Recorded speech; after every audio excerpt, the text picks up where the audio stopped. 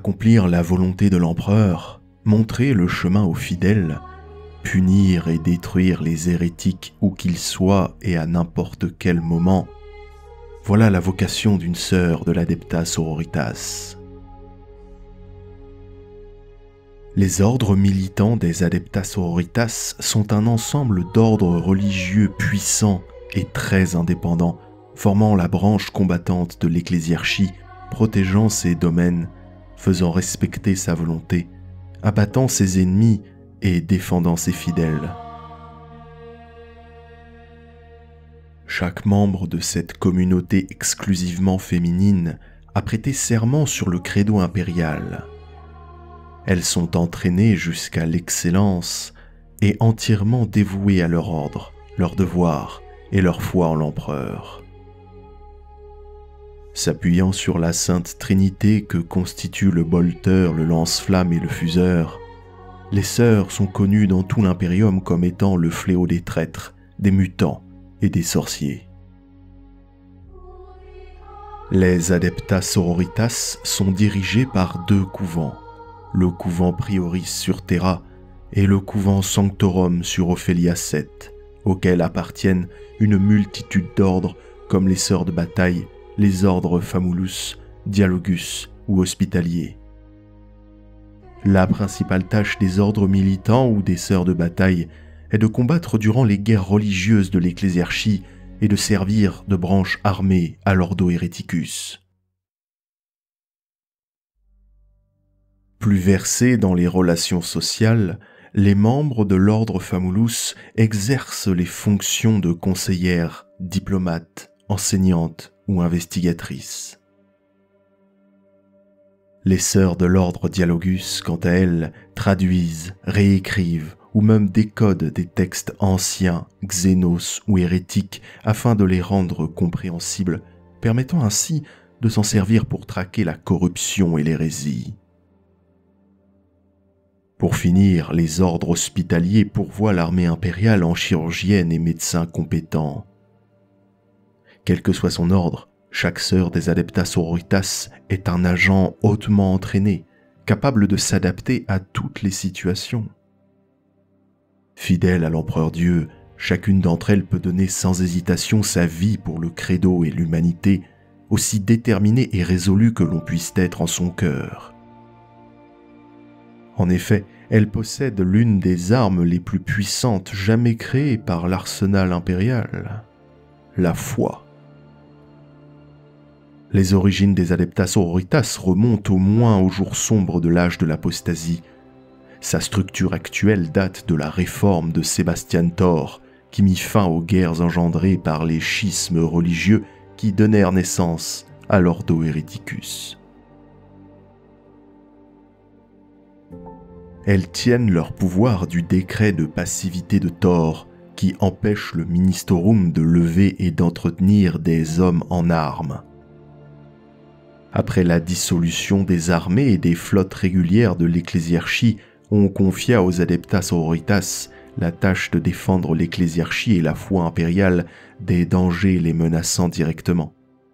Elle constitue aussi la chambre militante de l'Ordo Hereticus de l'Inquisition. Qu'elles soient soldats d'élite, grandes érudites ou médecins compétentes, les sœurs sont une composante inestimable de la guerre de l'Hereticus contre les mécréants, les sorciers et bien sûr les hérétiques.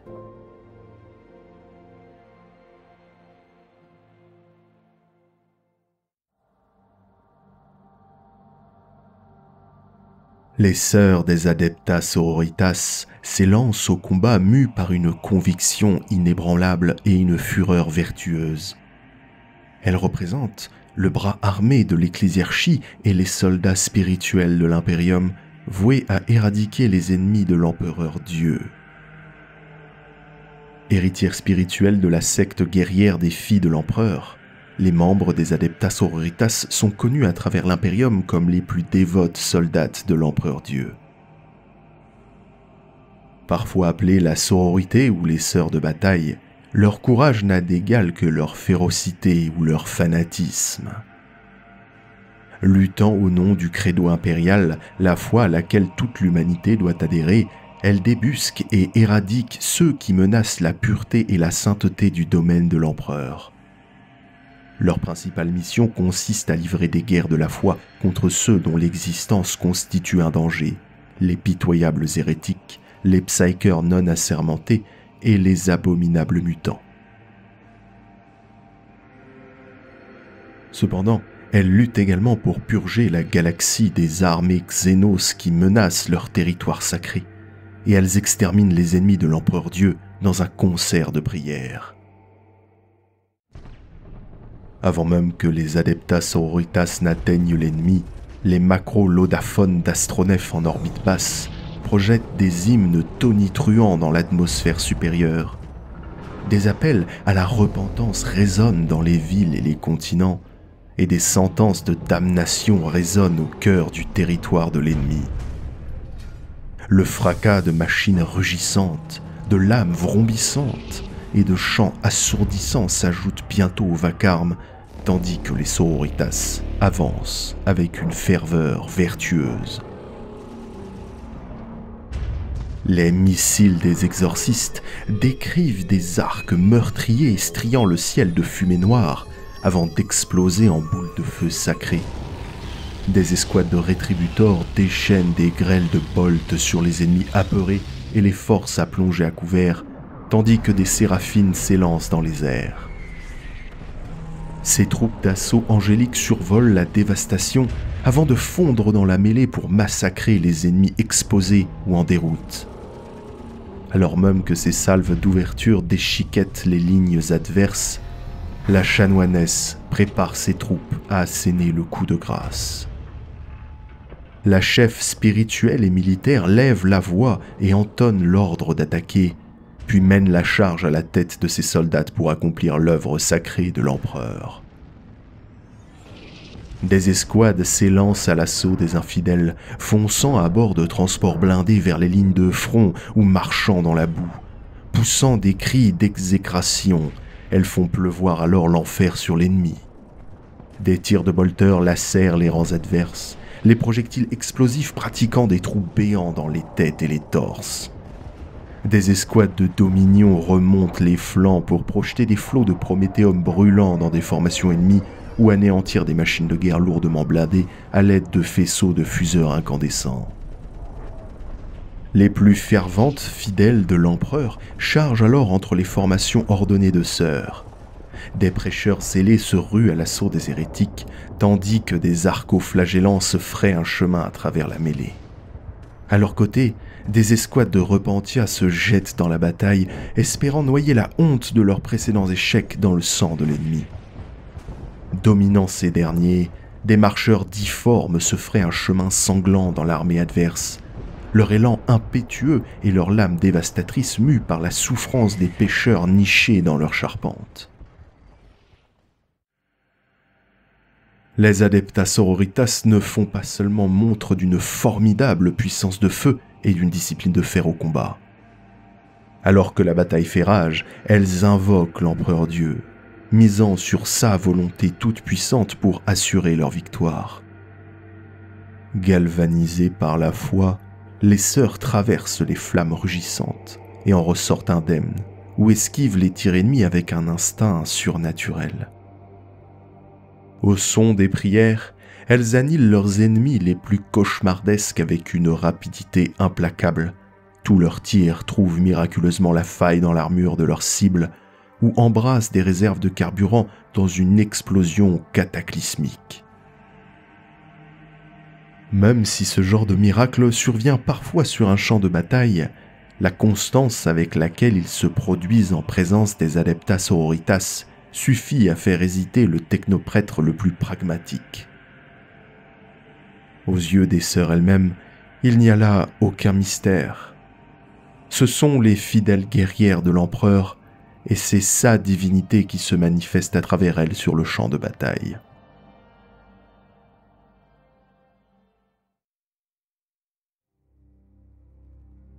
Les sœurs des Adeptas Sororitas débutent leur entraînement à la Schola Progenium, où sont formés les guerriers et les officiers d'élite de l'Imperium. Intégrées en tant qu'orphelines, elles sont endoctrinées pour vouer un amour inconditionnel à l'empereur. La grande majorité de ces gardiennes intègrent alors les rangs de l'Adeptus Terra, mais celles dont la force physique et spirituelle s'avère hors du commun sont envoyées à l'ecclésiarchie pour servir dans les Adepta Sororitas. L'Adepta Sororitas n'est qu'une partie de l'ecclésiarchie, et tandis que les cardinaux, les missionnaires et les prêtres sont chargés de répandre et de maintenir la foi de l'impérium, la sororité n'a qu'une seule mission, conserver sa sainteté. Elle ne se soucie pas de convertir les citoyens des mondes redécouverts ou de livrer des sermons pour appeler la plèbe à résister aux tentations de l'hérésie. Son devoir sacré consiste à anéantir systématiquement ceux dont l'absence de piété leur ôte tout espoir de rédemption. Cela ne signifie pas que les sœurs sont moins pieuses que les autres membres de l'ecclésiarchie. Quand elles ne sont pas sur le champ de bataille, elles passent leur temps à prier les saints de l'impérium de les guider sous la houlette de leur chanoinesse. Mais ces actes de dévotion imprègnent aussi leur entraînement et leur pratique martiale. Pour une sœur de bataille, entretenir son équipement est aussi vital que réciter ses vœux et son catéchisme. Le conditionnement physique va de pair avec le conditionnement spirituel, car elles savent que le corps se doit de protéger l'âme qui l'abrite. Elles effectuent leurs exercices martiaux avec le même dévouement que le rituel le plus sacré, et sur le champ de bataille, elles entonnent des hymnes visant à la fois à affermir leur foi et à décupler leur violence. Les sœurs de bataille ne combattent pas uniquement pour exterminer les impurs, mais pour resanctifier les territoires sur lesquels la souillure de l'hérésie s'est répandue. Elles s'engagent souvent sur un front en utilisant des chapelles de combat mobiles ou en larguant de l'orbite d'énormes cathédromes d'assaut. Des braseros rugissent au sommet de ces bases d'opération, tandis que des torrents d'eau bénite se déversent depuis les bouches de gargouilles d'adamantium perchées en haut des flèches. La sororité établit alors un périmètre sacré, vierge de tout ennemi et de toute icône païenne. Cette purification peut prendre des heures, des jours ou des mois de combats sanglants pendant lesquels les sœurs érigent des sanctuaires dédiés à l'empereur et déploient de nouvelles forteresses au front. Lorsque le dernier champ de bataille est réduit à un tas de cendres fumantes et l'ennemi à des piles de cadavres éparses, la majorité des sœurs passent à l'étape suivante. Leur tâche consiste à purifier et à consacrer le domaine de l'empereur Dieu, et seuls de petits contingents demeurent en arrière-garde pour mater toute tentative de soulèvement. Aux yeux de l'Adepta Sororitas, cette méthode de guerre est le moyen ultime pour le servir. L'impérium est son corps, l'humanité son sang, et il leur incombe d'en maintenir la pureté.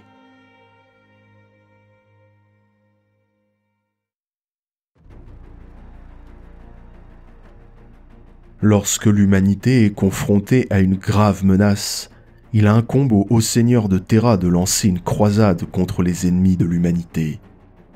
Ces croisades consistent en de vastes opérations militaires impliquant diverses branches de la machine de guerre de l'Imperium, dont des chapitres de Space Marines, des régiments de l'Astra Militarum, des flottes de la marine impériale, ainsi que des troupes de l'Adeptus Ministorum. Mais l'ecclésiarchie peut aussi appeler l'Adepta Sororitas au combat lorsque la sainteté du credo impérial est mise en péril. Ces mobilisations à grande échelle sont appelées « guerres de la foi ». Une fois ces dernières déclarées, les ordres de Sororitas en mesure de répondre déploient leurs troupes d'élite afin d'éradiquer les hérétiques et les pécheurs condamnés à mort par l'Imperium. Des flottes du Ministorum s'abattent sur le monde, le système ou le secteur visé, convoyant des sœurs de bataille et des milliers de forces non militantes vers la zone de guerre. Néanmoins, les sœurs ne sont pas les seules à répondre à l'appel aux armes. D'autres serviteurs du Ministorum s'ajoutent à leur commanderie. En effet, même si le décret de passivité interdit à l'ecclésiarchie de posséder comme jadis des armées, cela n'empêche pas les prêtres du Ministorum de former leur propre bande de guerriers. Ces troupes réduites mais très compétentes, mais surtout très fanatiques, rassemblent des combattants aux talents variés, tous entièrement dévoués à la foi impériale. Après des décennies passées à propager le credo impérial aux habitants d'un monde redécouvert, en cas de guerre de la foi, les missionnaires tourneront aussitôt leur colère contre la population. Opérant avec de petits contingents de guerriers triés sur le volet et de frateris militia, ces missionnaires seront ravis d'associer leurs efforts d'éradication à ceux de l'Adepta Sororitas. De même, les prêtres qui ont opéré dans des systèmes voisins rallieront à leur cause toutes sortes de recrues zélées. Les sectes les plus ferventes du credo impérial passeront à l'action et par des prières déchirantes leurs membres imploreront l'empereur de déchaîner sa fureur vertueuse sur les infidèles. À l'unisson, les régiments de croyants envelopperont leurs ennemis, massacrant et immolant ceux que la lumière de l'empereur ne pourra jamais sauver. Une guerre de la foi peut durer des décennies, voire des siècles, et n'est pas considérée comme terminée avant que toute trace d'hérésie ne soit purgée de l'humanité. Les inquisiteurs de l'Ordo Hereticus scrutent d'un œil vigilant les guerres de la foi afin de s'assurer que les objectifs établis par l'ecclésiarchie sont justifiés et conformes et que les combattantes n'outrepassent pas leurs prérogatives. Ils gèrent également les armées temporaires connues sous le nom de frateris militia qui se rassemblent derrière les prêtres sur les zones de conflit et font en sorte que ces forces sont démantelées une fois leur mission accomplie. De cette manière, l'Ordo Hereticus veille à ce que l'armée régulière de l'ecclésiarchie n'atteigne jamais la puissance qu'elle possédait sous le règne de Goj Van Dyer.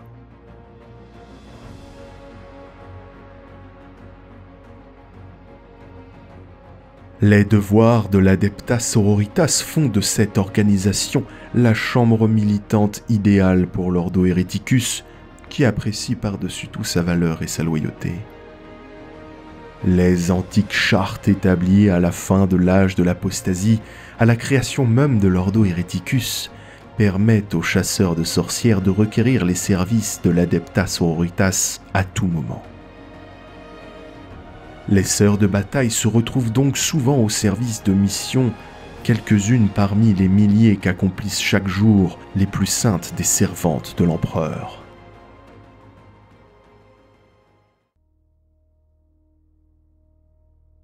L'ecclésiarchie est omniprésente.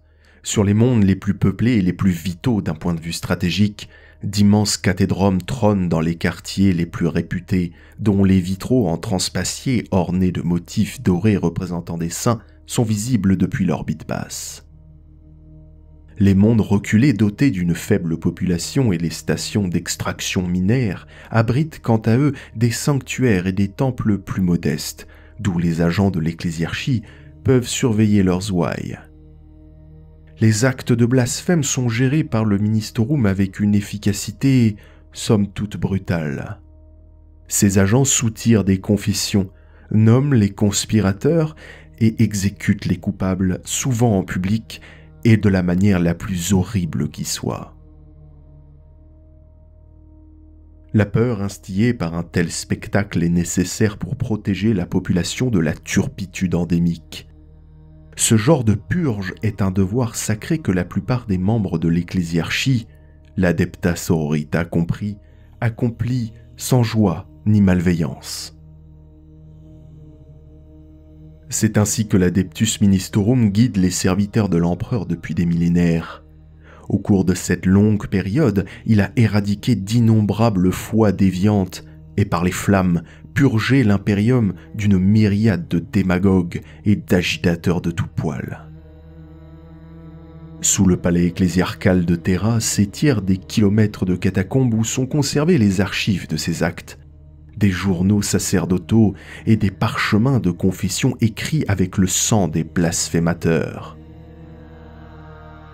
Au tréfonds de cette bibliothèque, à une journée de marche de l'entrée secrète la plus proche, des gardes surveillent en permanence les chroniques du seigneur Vandayer et d'autres faux prophètes. Plus loin encore, le caveau des origines, une salle dont l'emplacement et l'accès ne sont connus que des ecclésiarques et de leur cercle intime, abrite les archives les plus anciennes du temple de l'empereur sauveur.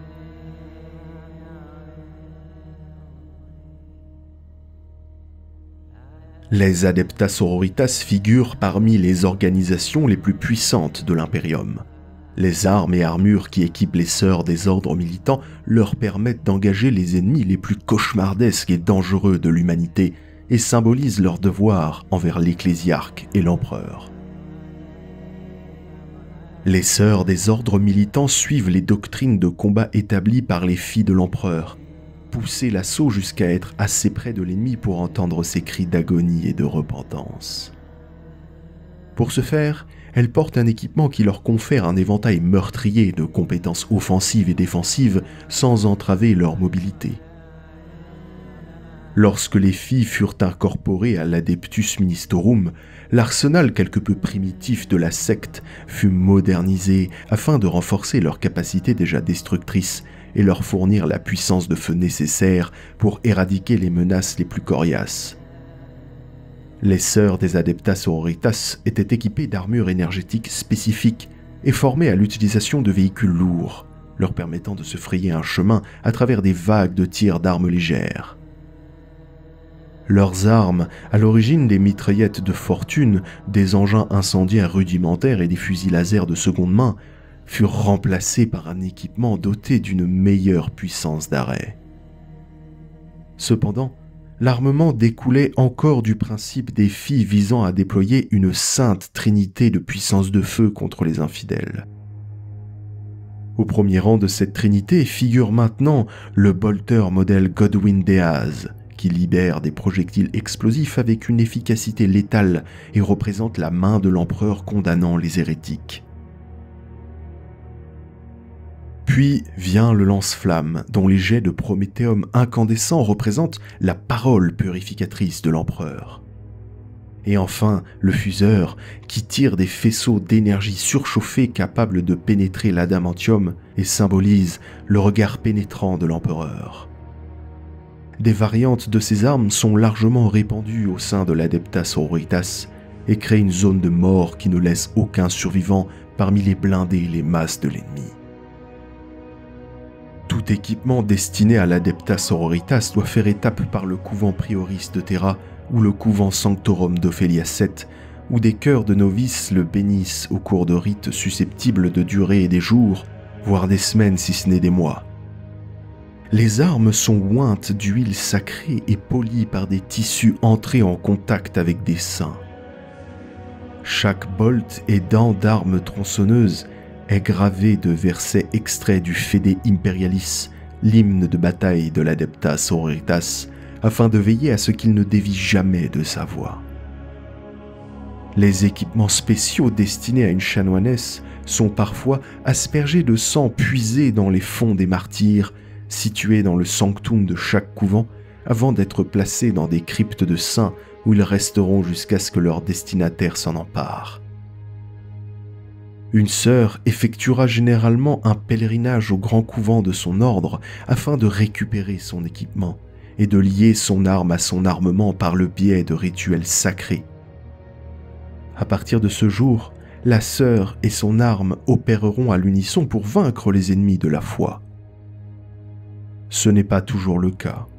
Il arrive qu'une sœur se retrouve à court d'armes en pleine bataille et récupère celle d'une camarade tombée au combat.